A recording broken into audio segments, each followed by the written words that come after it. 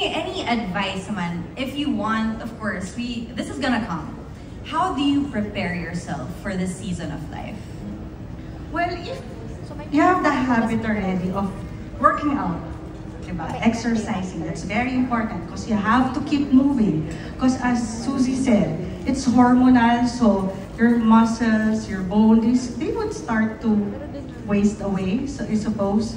But then you can do something about it. Be more proactive. Move, continuously move. You have the habit of eating healthy. Tuloy mo lang. Now, if you're in the other spectrum, you're not doing any of those two, then it's time for you to do so. Start na. And it's not just for your perimenopause or menopause, it's for your overall health mo din naman yun eh. Hindi ka magkakaroon ng other diseases, di ba? Mga lifestyle diseases, you won't have those if we're not perfect ha, kumakain din kami ng chips.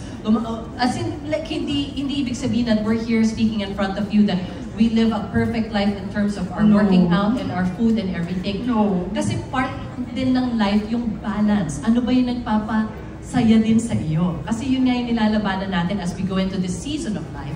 It's trying to avoid as much as we can to fall into that sad moment na hindi mo na maalam bakit ka naging malungkot, di ba? Sige, kaya naman ako. Labas ako with my friends. Tawagan kami kung mahanap ko yung phone ko.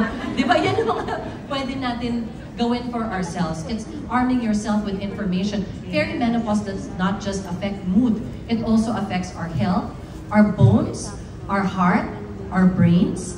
So talk to your doctor also about all of these things. And the thing is, yung awareness, knowing that it's perimenopause or you're going through the transition, when you feel something, ito, di ba, 48 symptoms. One symptom could be palpitation. Di ba? Suddenly you're having palpitation.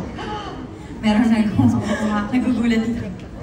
So, and then, but you know, your health is going to go to a cardio doctor, cardiologist, and then he'll tell you, there's nothing wrong with your heart. Di ba?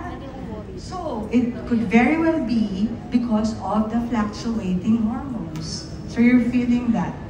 So, ganun. Of course, if you wanted to be on the safe side also, if you were feeling some symptoms, tapos may opportunity ka naman to have it checked just to be on the safe side. Yes. Pero generally, you'll find out kasi nagpa-check up din ako.